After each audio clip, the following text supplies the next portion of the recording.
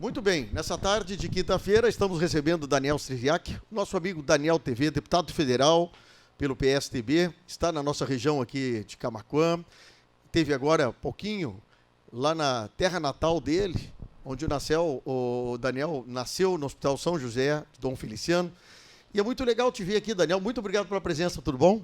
Tudo jóia, muito obrigado, eu que agradeço o convite de poder estar aqui na acústica, podendo conversar um pouquinho, podendo falar da nossa atuação, desse momento difícil, mas que a gente segue trabalhando pelo bem da nossa região. Estive em Dom Feliciano, como bem falaste, orgulho de ter nascido em Dom Feliciano, lá em 1986, já se vão aí 34 anos. Que legal, hein? E nasci no Hospital São José, hoje estive retornando ao hospital, anunciando recursos para a saúde, mas poder estar na minha região, poder estar circulando por aqui, anunciando recursos, eu digo como cidadão e também na função que eu estou neste momento como deputado federal. É muito bom porque eu não imaginava isso há anos atrás. A tua família era de Dom Feliciano, está nos contando que a mãe passou num concurso, foi morar em Pelotas por necessidade de função. E eles têm vindo aqui a Dom Feliciano, vem de vez em quando, ou é muito, muito raro vir? Eu vou te contar o seguinte, ontem, quando eu estava em casa e definindo a agenda de hoje, eu disse, mãe, adivinha para onde eu vou amanhã? No caso hoje. E ela disse, não sei, para onde, Daniel? Eu disse, vou para Dom Feliciano. E ela, não acredito, eu queria ir contigo. Ela dizendo, eu digo, não, como a minha mãe já está com 70 anos, eu digo, cumpre aí o isolamento, fica em quarentena, segura um pouquinho, mas depois muito a gente vai. Mas, claro, sempre que a gente pode, a gente tem amigos ainda em Dom Feliciano, pessoas que trabalharam com ela no serviço público, pessoas que ainda mantêm esses laços de amizade, né? Inclusive, hoje passei lá, visitei a babá, que foi da minha irmã. Então, esses amigos que ficam, né? Isso que é legal, porque é uma cidade pequena e que todo mundo se conhece e é muito legal. Não, é muito prazeroso, Dom Feliciano. E o legal é isso, eu acho, de vocês... poderem retribuir um pouquinho, né, através do teu cargo hoje como deputado federal, tentar trazer para a cidade, para o hospital, um pouco, né, um pouco do que se faz das emendas parlamentares. Então, hoje foi destinado R$130 mil para o Hospital São José. Isso aí, eu estive em Dom Feliciano e nós destinamos esse recurso. É interessante, uma curiosidade, porque eu fui candidato a deputado federal como Daniel da TV, pelo fato do meu sobrenome ser muito difícil de pronunciar, ter mais consoantes do que vogal. Né? Então é T-R-Z-E. Então depois de 3 consoantes vem a primeira vogal. Então é difícil a pronúncia, Tzerciak. E aí eu fui candidato como Daniel da TV em Pelotas, aqui em Camaquã, enfim, porque a RBS TV entrava aqui nessa região. Porém, em Dom Feliciano, o sobrenome é muito mais conhecido, Tzerciak, que é a origem polonesa, polaco. Então lá ninguém quer saber de Daniel da TV, lá é Daniel Tzerciak. Sim, tem que dar o nome à origem. Isso aí. E aí nós destinamos então hoje para o hospital, nesse momento de crise de saúde e também da economia, nós destinamos um recurso de R$136 mil para o Hospital São José. E este recurso, o governo federal chegou para os deputados de uma forma muito didática aqui para explicar o que aconteceu. Nós tínhamos destinado recursos para outras áreas, infraestrutura, educação, e que o governo disse, olha, neste momento a prioridade vai ser as emendas parlamentares para a saúde. Vocês têm então, os deputados federais, a possibilidade de destinar para a saúde, para o combate ao coronavírus. Então eu destinei para o Hospital São José, para a compra de EPIs, para a compra de todo esse material para os profissionais da área da saúde, para o próprio custeio do hospital, para a própria manutenção das atividades. Então o valor de R$136 mil para o Hospital São José. Bom, para Camaquã também, uma parte da emenda, uma outra emenda também destinada, isso também via prefeitura para o hospital, como é que funciona essa próxima emenda? Isso aí, também é uma emenda que a gente chama emenda de bancada, que cada deputado federal pode destinar para aquele hospital que ele acredita que possa estar necessitando e para fazer um bom trabalho. E nós já tínhamos destinado ano passado para o Hospital Nossa Senhora Aparecida aqui em Camaquã e destinamos agora também nesta luta contra o coronavírus um valor de R$150 mil. Já passei na prefeitura, já conversei com o prefeito Ivo, já deixei o ofício com o prefeito, porque esse dinheiro vem Fundo Estadual de Saúde, ou seja, cai lá na conta da Secretaria Estadual de Saúde que repassa aos hospitais. Então isso aconteceu já ano passado e vai repetir a dose agora este ano. Daniel, 1 ano e 4 meses tu tá como deputado, e agora nós estamos passando por um grande problema geral de saúde e coisa. Mas como é que foi essa experiência tua de 1 ano e 4 meses e agora tu como deputado, que orientação, o que tu tem conseguido, junto com teus colegas deputados, na questão de votações de ajuda a governos estaduais, municipais? Como é que está aí esse imbróglio? Assim, porque muito claramente a imprensa ligada a Brasília diz que está havendo uma ingerência do Congresso junto ao dinheiro público. E como é que tu vê essa situação? Eu quero ser muito objetivo como jornalista que sou, talvez tentar resumir muito toda essa polêmica que a gente vê, Congresso Nacional com o Executivo, com o Presidente da República. Então nós vemos num Brasil dividido, que parece que algumas pessoas ainda não entenderam que as eleições já acabaram, que agora a gente precisa fazer gestão, administrar os recursos públicos e também dizer o seguinte: o Congresso Nacional não se resume a um deputado federal, não se resume ao presidente Rodrigo Maia. O Congresso Nacional são os 81 senadores, os 513 deputados federais. Então nós temos, cada um, a legitimidade do voto de exercer o seu mandato como acha melhor. Então eu, por exemplo, tenho várias divergências com o presidente Rodrigo Maia, assim como tenho com colegas da bancada do PSDB. Então, mas eu tenho a legitimidade do voto de representar todas as minhas convicções, tudo aquilo que eu acredito. Assim como tenho muitas diferenças com o presidente da República. E não quer dizer, porque eu discorde do presidente Bolsonaro, que eu vá torcer que o Brasil dê errado. Sim. Então, eu tenho a tranquilidade de poder votar projetos que eu acredito que são bons para o Brasil e para os brasileiros, e tenho a tranquilidade também de criticar o governo Bolsonaro de tantas situações que são feitas e medidas tomadas, né? Então, eu digo várias, assim, por exemplo, parece que boa parcela da população ainda não caiu a ficha de que não é um contra o outro. Somos todos nós no mesmo barco. Não é esquerda, direita, centro. Politizar esse problema é muito ruim, né? Exatamente. A crise do coronavírus não é uma questão de ideologia, não é uma questão de partido político, é uma questão de ciência, de entender e ouvir os especialistas, né? Então nós temos que ponderar. Infelizmente, hoje em dia, ser moderado não dá compartilhamentos, comentários e likes nas redes sociais. E a gente precisa buscar o equilíbrio. E é isso que falta no Brasil, e não é de hoje, já de algum tempo. E essa polarização, essa divisão não vai nos levar a lugar algum. Pois é, aí a pessoa tem uma opinião diferente de um outro que colocou: olha, minha opinião é tal, vamos abrir o comércio. O outro te chama de tudo, que tudo é errado, sei que. Mas a democracia tem isso, né, Daniel? O importante é que os especialistas, as pessoas que entendem, consigam colocar suas posições, e que nós, que somos envolvidos com a imprensa, você como deputado, pode participar tentando entender isso e fazendo esse meio de campo. Agora, eu te pergunto o seguinte: como é que está, por exemplo, a tua cidade atual, que é Pelotas? Como é que tu está vendo isso, a aceitação da população, o comércio, a indústria, os prestadores de serviços? Como é que está Pelotas enfrentando esse assunto? Eu tenho algumas diferenças em algumas medidas tomadas e não tenho problema algum de falar nisso.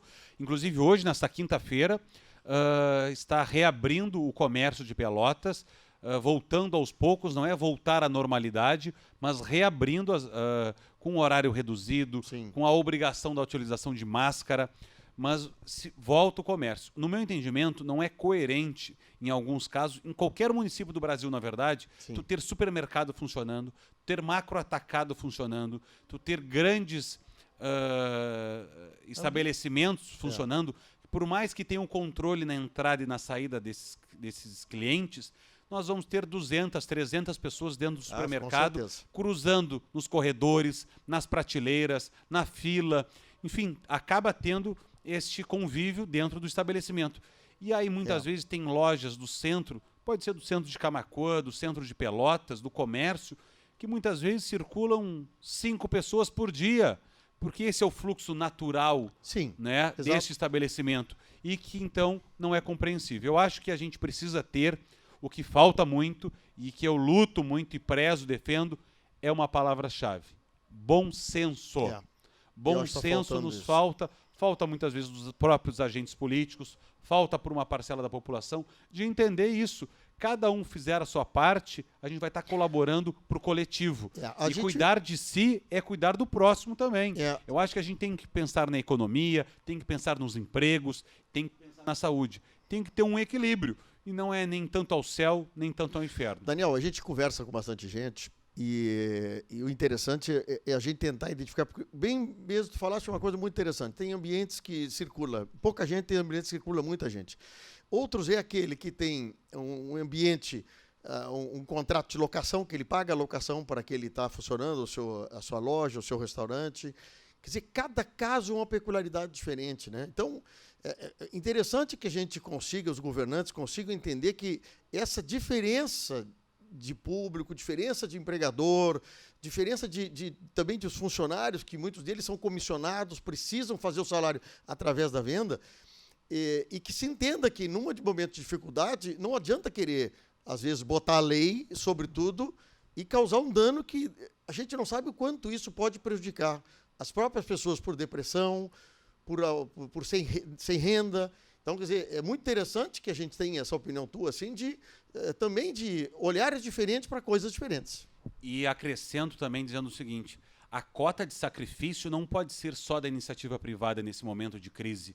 A cota de sacrifício não pode ser só do empregador e do empregado. Sim. O empregador que não consegue ter os recursos, muitas vezes, para honrar a folha salarial, ou do empregado que está perdendo o seu emprego, está deixando de trabalhar, de colocar arroz e feijão na mesa da sua família. E aí entra o desespero e aí vem uma bola de neve junto com isso. A cota de sacrifício tem que ser da sociedade brasileira, tem que ser do poder público. E eu digo isso hoje como deputado federal, que propôs, por exemplo, um projeto para reduzir a cota parlamentar de todos os deputados federais. E eu acho que todos os poderes, os três poderes, executivo, legislativo e judiciário, deveriam dar o exemplo neste momento. Mas a gente não vê notícias disso, né, Daniel? Infelizmente, a gente não vê essa mobilização por parte do serviço público. Parece que o pessoal está aguardando para ver como é que vai ficar. Mas, inclusive, por parte do próprio governo, porque os deputados sinalizaram em reduzir os seus salários num valor de 50% durante um período, deste período de pandemia. Sim. E o próprio ministro da Economia, Paulo Guedes, disse numa videoconferência de que esta redução não traria um valor significativo para investimento no coronavírus, no combate ao Covid-19. Então o próprio ministro disse, olha, nem adianta vocês diminuírem os salários, porque isso não vai... Pelo valor do orçamento que a gente está sabendo que vai, né? Daqui a pouco... 100 milhões para 500 bilhões é pouco, né? Mas eu acho que o gesto é importante. O gesto é muito legal, viu? Eu acho que tem que fazer. É tão importante o gesto quanto o gesto do fundo eleitoral. O fundo eleitoral são 2 bilhões de reais. O valor pode ser até pequeno diante do universo de 600 bilhões que o governo vai investir, vai precisar seguir investindo na saúde e também para injetar na economia. Agora, 2 bilhões do fundo eleitoral é o gesto que os políticos dariam para que nós possamos mostrar que, por mais que muitos estejam em descrédito, a política ela é essencial. E a política ela só faz sentido se a gente consegue mudar a vida das pessoas e para melhor. Então, eu, inclusive, quero aproveitar a ocasião, porque nesse tempo de vírus, um outro vírus que contamina muito é o vírus da fake news. E que, infelizmente, as pessoas acabam compartilhando, encaminhando nos grupos de WhatsApp sem conferir a fonte. E é essa a importância de veículos de comunicação como a Acústica, que tem uma equipe preparada, que consegue verificar a veracidade dos fatos. E, inclusive, a respeito desta questão do fundo eleitoral, eu fui vítima de fake news, dizendo que eu teria votado para que o fundo eleitoral não fosse para a saúde. Essa votação nem existiu. Nenhum deputado federal votou, porque não teve votação do fundo eleitoral destinado para o combate ao coronavírus. Se tivesse a votação, eu fui um dos primeiros deputados a me posicionar a favor de que os 2 bilhões do fundo eleitoral fossem destinados para a saúde, para os hospitais, para a compra de respiradores, para a montagem de UTIs e tudo mais. Como é que tu vê a saída do ministro Mandetta e a entrada do novo ministro Nelson? Tu acha que pela forma como tu percebe um mais técnico e um outro técnico e um pouco político, o que tu acha? Eu tenho a convicção de que o ministro Mandetta, o ex-ministro, vinha fazendo um bom papel, vinha cumprindo a sua função de ser médico, de ouvir os especialistas e de poder dar as orientações para 200 milhões de brasileiros. Ele vinha cumprindo seu papel. Então, eu lamentei a saída do ex-ministro Mandetta, mas não é por isso que eu estou torcendo contra o novo ministro, que já assumiu na semana passada, que ele vá mal. Sim. Pelo contrário, eu estou torcendo que o novo ministro saia até melhor de que o ministro Mandetta. Não é porque eu não concordo que eu vou torcer contrário. Não é porque eu não gosto do piloto do avião, porque eu não admiro o piloto do avião, por exemplo, que eu vou torcer que o avião caia. Porque eu estou dentro desse avião. Exatamente. Eu quero que esse avião tenha uma viagem tranquila, sem turbulências, e uma aterrissagem que fosse mais suave possível.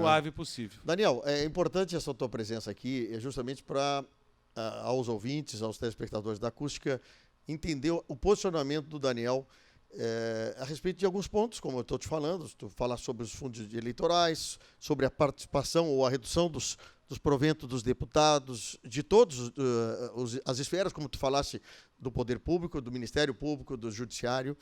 Mas, às vezes, o eco de intenções como essa não reflete ou não retumba no Congresso Nacional. É muito deputado, é muita cabeça diferente para a coisa acontecer. O grito teu, o grito do Daniel da TV, como é que o grito ele conseguiria ecoar dentro de um congresso como esse? São muitas realidades diferentes dentro de um mesmo país. Então nós temos 513 deputados federais com realidades completamente diferentes, de norte a sul, de leste a oeste. O deputado federal, os 31 deputados federais do Rio Grande do Sul, independente da sua ideologia, tem um comportamento diferente dos deputados federais do norte do país, de outros estados da federação. Então, e a cobrança da população também é diferente. A cobrança da população e o povo gaúcho é exigente, cobra. Isso boa. É muito positivo. É muito bom. É muito diferente da população de outras regiões do país. Então, isso, muitas vezes, talvez não cause esse eco que tanto nós gostaríamos de ver. Mas vocês podem ter a certeza que eu sigo levantando a bandeira, sigo cobrando, sigo me posicionando e mais. Acho que dar o gesto é importante. E eu sou um parlamentar, desde quando estava na Câmara de Vereadores em Pelotas, eu acho que estar na política é passageiro. Agora, ser cidadão, nós nunca vamos deixar de ser. Estando na política, na iniciativa privada, seja onde for. E eu dou o exemplo mostrando que é possível, sim, fazer a diferença na vida das pessoas e fazer uma política diferente. Eu não estou aqui me referindo nem à nova e nem à velha política, sim, porque eu acho que não é isso, não é nova nem velha, é diferente. E diferente com resultados que a população possa perceber. Eu abri mão do auxílio mudança, doei para o pronto-socorro de Pelotas R$33 mil para a compra de macas. Eu abri mão da aposentadoria especial, que poderia ter direito, é legal, está na Constituição, mas será que é moral? Então eu abri mão de uma aposentadoria cheia de privilégios, cheia de benefícios, e me senti muito à vontade para votar a reforma da Previdência. Não só por isso, por ter a convicção de que o Brasil precisa passar por várias reformas. Não só a da Previdência, mas por tantas outras. A tributária, a administrativa, a política. Sim. E nós precisamos entender isso. Abrir mão de privilégios, combater privilégios. Este também é um dos meus pilares, por entender que a política, como tu bem falaste, só faz sentido se a gente realmente consegue mudar a vida das pessoas para melhor. Temos que mudar. Daniel Trziak, deputado federal pelo PSDB, o Daniel da TV. Obrigado por ter aparecido aqui, conversado com a gente e os nossos ouvintes. Eu que agradeço mais uma vez, parabéns pela cobertura da Acústica, estou sempre à disposição, quero aproveitar a ocasião e quem estiver nos acompanhando pode aí nos adicionar nas redes sociais, tem um site, nós criamos o Poupômetro. O Poupômetro é uma iniciativa do nosso mandato, que é justamente para as pessoas acessarem o nosso site e saber quanto nós já economizamos durante o nosso mandato, até este Muito exato legal. momento, mais de R$380 mil de economia.